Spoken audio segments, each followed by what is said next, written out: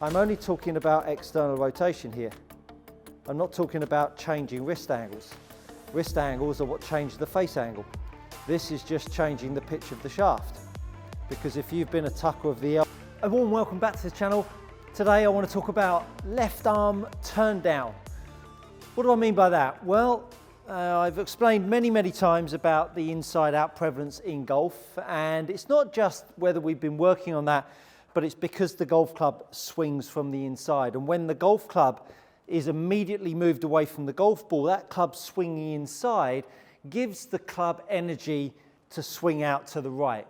If you then encourage that to happen, the left forearm can be really compromised in how it works through strike. This left forearm really gives the club head an opportunity to swing out, collect the ball, and swing back in again. But not only that, it will give you the sense that you're able to reach the golf ball without sensing that the handle needs to drive forwards and lean forwards to get good strike. And I tell you, it's never more the case than when you're hitting chip shots. How often you can hit little chip shots, golfers will feel it either better on its own in the left hand, but also in its individuality in the right hand. So this feeling of how the left hand starts to turn down, the left forearm starts to turn down through strike is a crucial one. Now, if you've watched enough of my content, my masterpiece, that is the broom drill, really offers up the sensation that the club head can swing over the top of the handle. So therefore, when we think about what the left forearm must do, is the forearm rotation of the left arm really gives the club that chance to point the loft down at the ball line. By feeling that left forearm rotation, it also gets the club head swinging more outside on the way down. And really, when we think about outside in, or we see outside in, what we're really seeing is the club head swing outside in. And whether the face is open or closed will dictate whether we hit the ball left like that, swing it outside in, or then hit it out to the right. It just depends on where the face is pointing at the point the club path is swinging to the left. Therefore, if the golf club and its pitch and plane isn't nicely orientated on the way down, and that club shaft isn't nicely shallow on the way down. Remember, my handle is forwards here. If the shaft is not laid down, it really doesn't give me a chance to feel like my left forearm can externally rotate. Externally rotate. Rotate to the left as a right-handed golfer. The turning to the left with the forearm in the golf swing really starts to happen at the point you feel like the gap between the head and the ball line is at its greatest. When the club head is a long way back, now it gives the player a sensation that that external rotation is really going to play a role in squaring the club head up. So as I get the shaft laid down, that external rotation of my forearm really allows that club to swing from way back over there, out, down, and in. And you can see that that club path was still from the inside at some 1.4 degrees.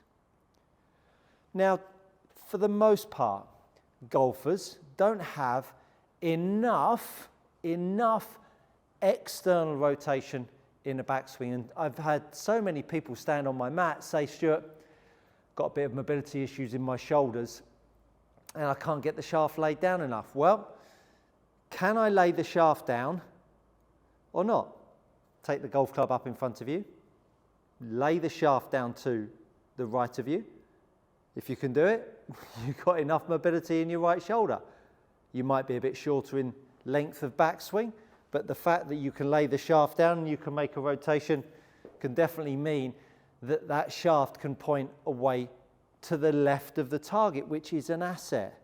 It's got nothing to do with how much you can get your elbow underneath your hand, it's all about how much you can make that club shaft point behind you, because that's effectively what we're doing in a downswing. When we talk about laying and shallowing the shaft, that shaft is just laying down. I'm not trying to point my elbow underneath it and all of this garbage. So when you've got yourself in a place where the shaft can be laid down enough in your downswing, that external left-hand turn of the left forearm really gives you that chance to move around the golf ball and start to line the path up. But you need to come from a place where the shaft is back there. And so often I see golfers on the mat where the shaft is either too vertical or crossed over, which is why I have made a good number of videos, and that's one of them up there, about how to shallow the shaft. And really why the Broom series is so crucial, because the Broom series really gives us an understanding of how the balancing act of the head end, which is the heavy end, and the light end really works. So a little drill for you. Place the golf club in your left hand. Put your right hand, back of your right hand on your left elbow. Take yourself up and line yourself up just inside a golf ball. This will keep you on your toes. So what I want you to do is give yourself a little bit of a gap, a couple of inches or so. Take it up to the top. And now take the golf club back down where the left arm is parallel to the floor. If you want to make the handle out here, I think that's a good idea. If you want to make the handle back here, that's up to you. But now, from where I would like it, handle more out in front of your body.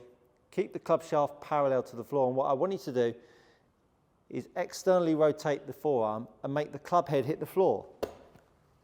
And as you do that, you'll be able to feel how that club head hits the floor, and the left forearm is going to externally rotate.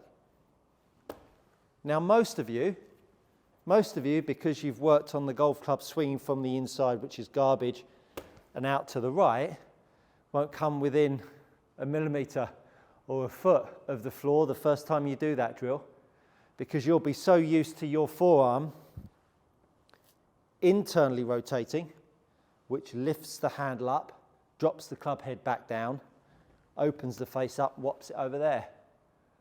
Those of you that are able to feel like you can get pressure in the handle and start to get external rotation with the forearm will actually be able to hit the ground. But not only that, you'll then start to be able to translate it into a situation where you can get the shaft laid down, get the forearm to externally rotate, the left arm forearm externally rotate, and you start to be able to get the angle of attack, the path line, all lined up. Now remember, I'm only talking about external rotation here. I'm not talking about changing wrist angles. Wrist angles are what change the face angle. This is just changing the pitch of the shaft. Because if you've been a tucker of the elbow and a lifter of the handle, you've been someone that's tried to internally rotate your forearm on the way through. So the better that we make that club shaft lay itself down on the way down, the more you can use that external forearm rotation on the way through to hit yourself some pretty tidy shots. It's just a balancing act of getting that shaft pitch and that external rotation of the left forearm to really manage downstrike, pathline and face angles. But I just wanted to touch on now that left forearm external rotation moves through the golf ball.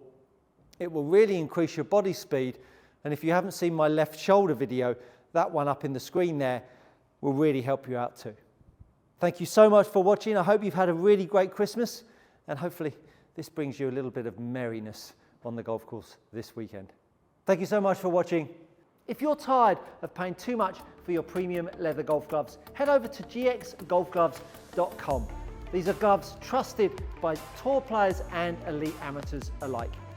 Use my code GOODCOACHING to receive 10% off your next order. Go try them out. You won't be disappointed. Do take care out there. And that, my friends, is good coaching.